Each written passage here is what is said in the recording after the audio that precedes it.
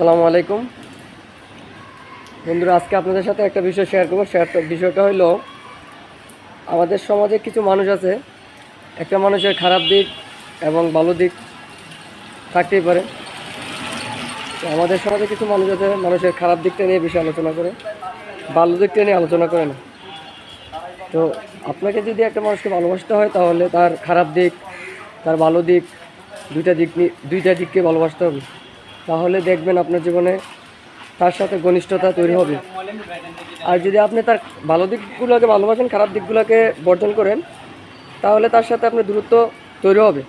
এর থেকে ভালো কি আপনি ওনার সাথে থাকলেন, ওনার সাথে থেকে ওনার ভালো দিকগুলোকে আপনি গ্রহণ করলেন, খারাপ দিকগুলোকে বর্জন করলেন, বা ওনাকে শুধরানোর জন্য অনুপ্রেরণা বা ওনাকে বুঝালেন আর কি। কিন্তু আপনি যদি ওনার সাথে প্রথম অবস্থাতেই খারাপ দিকগুলো নিয়ে আলোচনা করেন, খারাপ বিষয় নিয়ে আলোচনা করেন, তাহলে সম্পর্ক তৈরি হওয়া তো দূরের কথা, সম্পর্ক আরও নষ্ট হবে। সুতরাং আমরা মানুষ হিসাবে একটা মানুষের খারাপ দিক এবং ভালো দিক, দুইটা দিককেই ভালোবাসতে হবে।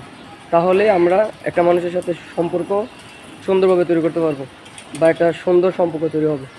সুতরাং আপনাদের কাছে আমার অনুরোধ, মানুষের খারাপ দিক নিয়ে আলোচনা করবেন না, পারলে মানুষের ভালো দিক নিয়ে আলোচনা করবেন, মানুষের ভালো দিকটা নিয়ে কথা বলবেন। তাহলে দেখবেন একটা সময় ওই মানুষটা আপনারও প্রশংসা করবে। আর আপনি যদি ওনার খারাপ দিক নিয়ে আলোচনা করেন, তাহলে মানুষও আপনার খারাপ দিকটা নিয়েই আলোচনা করবে, ভালো দিকটা নিয়ে আলোচনা করবে না। সুতরাং আমার কাছে মনে হয় মানুষের ভালো দিক, খারাপ দিক দুইটা বিষয়ে আমাদেরকে ভালোবাসতে হবে। আসসালামু আলাইকুম।